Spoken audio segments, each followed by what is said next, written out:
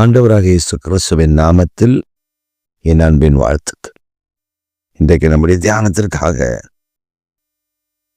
நாம் தெரிந்து கொள்கிற வேத பகுதி சங்கீதங்களின் புஸ்தகம் 50ஆம் சங்கீதம் 15ஆம் வசனம். ஆபத்து காலத்தில் என்னை நோக்கி கூப்பிடு, நான் உன்னை விடுவிப்பேன், நீ என்னை மகிமைப்படுத்துவாய். ஆபத்து காலத்தில் என்னை நோக்கி கூப்பிடு, நான் உன்னை விடுவிப்பேன், நீ என்னை மகிமைப்படுத்துவாய். சர்வ வல்லமுள்ள தேவன் ஒரு வாக்குத்தத்தத்தை நமக்கு தருகிறார்.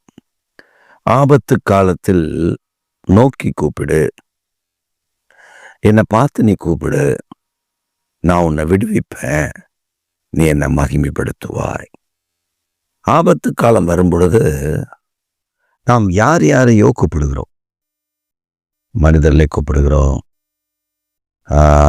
சில மருத்துவத்தை கூப்பிடுகிறோம், சில முக்கிய மனிதர்கள். இப்போ கடன் பிரச்சனை ஏதாவது ஒன்று என்றால் வக்கீலை கூப்பிடுறோம். இப்படி நமக்கு அறிமுகமான தெரிந்த பலரை அழைக்கிறோம். ஆனால் கூப்பிட வேண்டியது ஒருவரை, சர்வ வல்லமையுடைய தேவனை, சர்வ சிருஷ்டிக்கும் எஜமானரை. நாம் அவரை நோக்கி பார்த்து கூப்பிடும்போது ஒரு காரியத்தை அவர் செய்கிறார். அந்த பிரச்சனையிலிருந்து முதலாவது நம்மை விடுவிக்கிறார். அந்த போராட்டத்திலிருந்து நம்மை பாதுகாக்கிறார். நாம கூப்பிடும்போது நம்ம கண்ணுக்கு தெரியாது. நம்ம கூப்பிடும் பொழுது அவர் என்ன நமக்காக செய்கிறார் என்று நமக்கு தெரியாது. ஆனால் அவர் நம்மை விடுவிக்கிறதை, அவர் நமக்கு ஒரு ஜெயத்தை தருகிறதை, ஒரு விடுதலையை நமக்கு காண்பிக்கிறதை அனுபவிக்கும் பொழுதுதான் நமக்கு அது தெரியும். கர்த்தர் என்னை விடுவிக்கிறார், ஆண்டவர் என்னை இந்த பிரச்சனையிலிருந்து விடுதலை தருகிறார். நாம் தேவனை மாத்திரமே 100% நாம் தேவனை சார்ந்திருக்கும் போது அவர் நம்மை விடுதலை செய்கிறது, அவர் நமக்கு அற்புதம் செய்கிறது ஆச்சரியமா இருக்கும், மகிமையா இருக்கும், பிரமிக்கத்தக்கதா இருக்கும். யாருமே எதிர்பார்க்கல. நீங்க பார்த்தீங்கன்னா எஸ்ரா, நெகேமியா, தானியேல், இவங்கெல்லாம் இஸ்ரவேலிலிருந்து சிறையாக கொண்டு போகப்பட்டவர்கள். அவங்கெல்லாம் சிறைபிடிக்கப்பட்ட எக்ஸைல், அதாவது அவங்கெல்லாம் சிறைபிடிக்கப்பட்டவர்கள். அப்படி சிறைபிடிக்கப்பட்ட கூட்டம், அந்த கூட்டத்தின் நடுவில் இவங்க எதிர்பார்க்கவே இல்லை. ஏன்னா எவ்வளோ கஷ்டப்பட்டு இவங்களை விலங்க மாட்டி கொண்டு போயிருப்பாங்க, யோசிச்சு பாருங்க. அவங்க எதிர்பார்க்கவே இல்லை. ஆனால் தேவனை நோக்கி கூப்பிட்டார்கள்.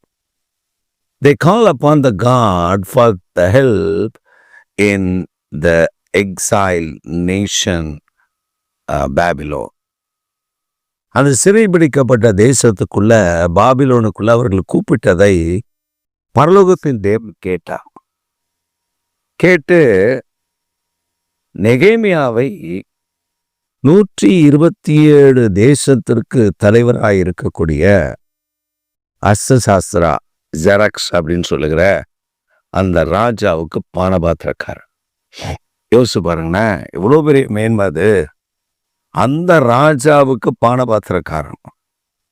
அப்பனா நெகேமியாவுக்கு நல்லா கிரேப் ஜூஸ் போட தெரியும். அதை ராஜா கேட்கும் போதெல்லாம் ஊற்றி கொடுக்கணும். ராஜா அதை குடிச்சிட்டு அதை பருகிட்டு அது ரொம்ப டேஸ்டாக இருந்துச்சுன்னா வாழ்த்துவார். அப்போ நிறைய பேர், நிறைய சமையல்காரங்க இருந்திருப்பாங்க, நிறைய ஜூஸ் மேக்கர்ஸ் இருந்திருப்பாங்க. ஆனால் நெகேமியா அந்த இடத்தை தக்க வைத்து கொண்டிருந்தார். அப்படிதான் வேதம் சொல்லுது. அவர் எருசலேம் அலங்கத்தை கட்ட வந்துட்டு மறுபடியும் போனப்போ கூட அந்த வேலையில தான் அவர் அமர்த்தப்பட்டார். அப்ப ஆபத்து, நெருக்கடி கூப்பிட்ட பொழுது ஆண்டவர் எப்படி விடுவிக்கிறார்னு நம்ம சொல்ல முடியாது. இப்படிதான் விடுவிப்பாரு. இந்த நம்ம நினைப்போம், இதில் எப்படி விடுவிக்கணும், அதில் அப்படி விடுவிக்கணும், இதில் எப்படி வெற்றி தரணும்னு. ஆனால் அவர் திட்டம் வேற. His plan is different. His vision is different. அவர் நமக்கு வச்சிருக்கிற திட்டமும் தரிசனமும் வித்தியாசம். அவர் ரொம்ப அழகா அதுல இருந்து ஒரு விடுதலை தரப்போம். அப்படி அந்த விடுதலை அனுபவிக்கிற கர்த்தருடைய பிள்ளைகளுக்கு தான் தெரியும் கர்த்தர் அவர்களை எப்படி விடுவித்தார்னு. இப்ப ஒரே மாதிரி இல்லை. யோசேப்பை விடுவிச்சது, தானியேலை விடுவிச்சது, நெகேமியா கிட்ட ஆண்டவர் விடுதலையை தந்தது, எஸ்ராவை விடுவிச்சது வித்தியாசம். யோசேப்புக்கு வேற மாதிரி, நெகேமியாவுக்கு வேற மாதிரி, எஸ்ராவுக்கு வேற மாதிரி, தானியேலுக்கு வேற மாதிரி. இப்படி கர்த்தர் ஒவ்வொருவருக்கும் வித்தியாசமான சூழ்நிலை. எசேக்கியேலுக்கு வேற மாதிரி. கர்த்தர் இப்படி ஒவ்வொருவருக்கும் வித்தியாசமான காரியங்களை நடப்பித்ததை நாம் காண முடியும். அதனால நம்ம அவரை நோக்கி கூப்பிடும்போது பிளாங்கா கூப்பிடணும். நம்ம ஒரு பிளானை வச்சுட்டு ஆண்டவரே இந்த பிளான் படி அப்படின்னு சொல்லக்கூடாது. இப்ப மோசே செங்கடலுக்கு முன்பாக வந்து நிற்கிறார். He don't know the option. He don't know the way how to come out from the problem. ஆனால் ஆண்டவர் சொல்ற, என்கிட்ட என்ன பேசிட்டு இருக்குப்பா, என்கிட்ட பேசுற, போ, உன் கையில் இருக்குல்ல ஸ்டஃப், கோலு, நீட்டு, கடலை பிழை. இவருக்கு தெரியாது நம்ம கடலை பிளந்து கடலுக்கு வெட்டாந்தரையில் நம்ம நடந்து போக போகிறோம், கர்த்தர் அதை செய்ய போகிறார் அப்படின்லாம் தெரியாது. ஆனால் பரிசுத்த தேவன் அதை செய்தார். ஏன் செஞ்சார் தெரியுமா? அவர் விடுதலை எப்படி நமக்கு தருவார்ன்றத ஒவ்வொரு ஆளுக்கு வித்தியாசமாய் செய்கிறதை அவர் காண்பிக்கிறார். இஸ்ரவேல் ஜனங்களுக்கு வெளியே கொண்டு வர்றதுக்கு அவர் ஒரு வித்தியாசமான வழி. அதே போல நம்முடைய வாழ்க்கையிலையும் சில பிரச்சனைகள், போராட்டங்கள் வரும்பொழுது நம்ம ஒரு பிளானோட போவோம். ஆண்டவரே இந்த கடன்காரன் இப்படி இருக்கான். கடன் வாங்கும்போது ஆண்டவர்கிட்ட கேட்க மாட்டோம். கடனில் வாங்கி முடிச்சதுக்கப்புறம் ஆண்டவர்கிட்ட சொல்லுவோம், அவன் கடன்காரன் இப்படி வரான், என் முகத்தில் அவன் முடிக்கக்கூடாது ஆண்டவரே, அவன் வந்து என்னை பார்த்தா பயப்படணும். இப்படி ஜெபம் பண்ணுற ஆள நான் பார்த்துருக்கேன். வாங்கினது கடன், கொடுக்க வேண்டியது நீ. அவன் கொடுத்துட்டு அவன் கடன்காரன் மாதிரி 4 முறை 10 முறை உன் வீட்டுக்கும் அவன் வீட்டுக்கும் உன் வீட்டுக்கும் அவன் வீட்டுக்கும் அலைஞ்சிட்டு இருக்கான். கேட்டால் நீ கடன் கொடுத்தவன் மாதிரி வாங்கின மாதிரி பேசுறதில்ல. என்ன தரமாட்டேன்ற? இல்லை, இப்போ தரேன், வரும்போது கொடுக்குற, எப்போ வரும் அது தெரியாது.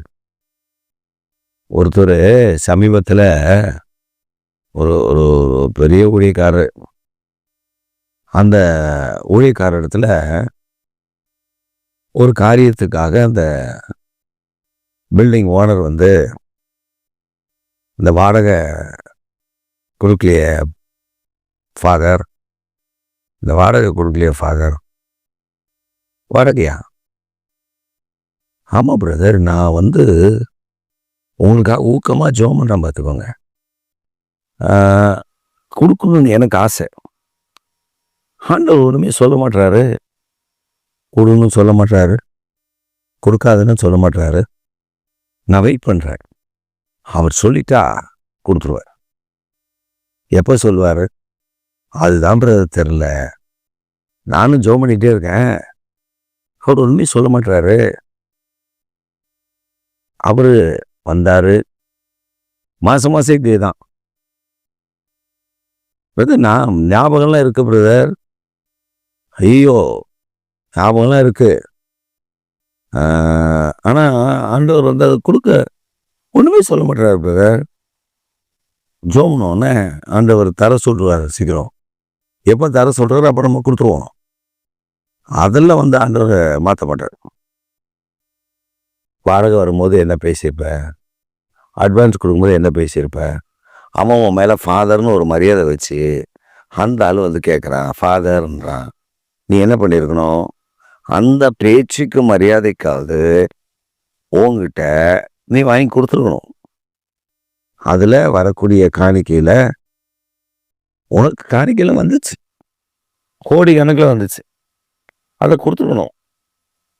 அந்த ஓனரை ஏமாற்றிக்கிட்டு அந்த ஆள் பேக்கலான்னு நினச்சி ஏமாற்றிட்டு அவன் ஒரு நாள் வந்தான்.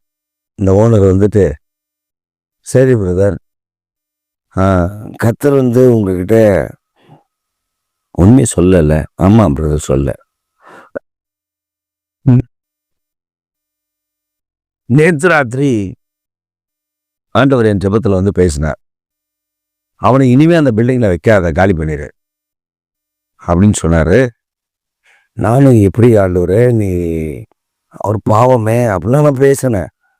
சொன்னார், இல்லை அவனை ஏமாத்துறான்ல, காலி பண்ணிடு. அவர் சொல்லிட்டாரு, நீ காலி பண்ணீங்கன்னா அது நல்லது. நாங்களான்னா ஆண்டவர் சொன்னதுக்கப்புறம் உங்களை வைக்க முடியாது பிரதர். ஃபாதர், இப்போ ஃபாதர் போயிட்டாரு பிரதர், ஆண்டவர் சொன்னதுக்கப்புறம் உங்களை வைக்க முடியாது பிரதர்.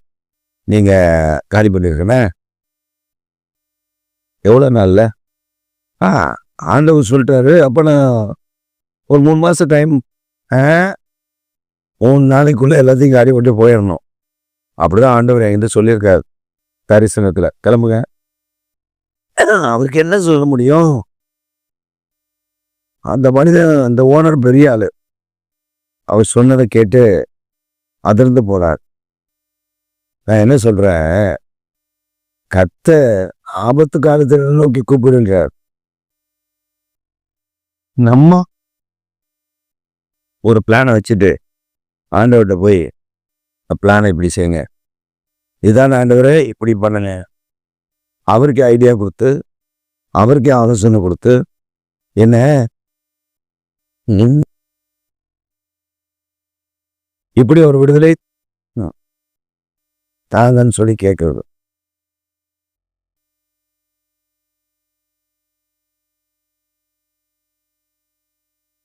நம்ம வாழ்க்கையிலையும் தேவனுடைய திட்டம் 100% பிளாங்கா, பிரச்சனையா அதை அவர் கையில் கொடுத்து, இதை நீங்கள் டீல் பண்ணுங்கப்பா அப்படின்னு சொல்லிட்டா போதும். அவர் பாணியில் டீல் பண்ணுவார். நம்ம பாணின்னு உட்காந்துருக்கலாம். கர்த்தர் பெரிய அதிசயங்களை செய்வார். இந்த செய்தியை கேட்டுக்கொண்டிருக்கிற அருமையான கர்த்தருடைய பிள்ளைகளே, உங்களுக்கு ஒரு அற்புதம் செய்ய அவர் ஆயத்தமாக இருக்கிறார். நீங்கள் உங்கள் பிரச்சனைக்கு ஐடியா போட்டு கொடுக்காதீங்க, பிளான் போட்டு கொடுக்காதீங்க, திட்டம் போட்டு தராதீங்க. கர்த்தரிடத்தில் ஒப்புக்கொடுங்க. அவர் பார்த்து கொள்வார். அவர் ஆபத்து காலத்தில் நீங்கள் கூப்பிடும் பொழுது அவர் விடுவிப்பார். நீங்கள் அவரை மகிமைப்படுத்துவீங்க, அவரை உயர்த்துவீங்க. காலையில் கர்த்தரை துதியுங்கள். அவர் உங்களுக்கு செய்கிற நன்மையை மட்டும் கவனியுங்கள். ஆமென், ஆமென்.